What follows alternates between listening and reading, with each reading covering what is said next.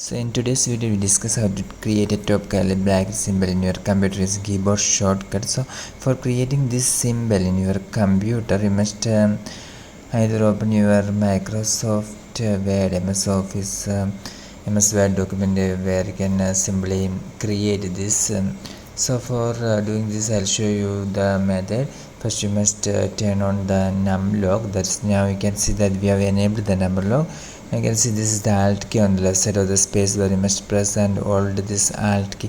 Don't remove your finger from this alt key. At the same time you can type here 9182. After typing 9182 you can release your finger from this alt key. So if you do like that, then you can see that we have created this symbol.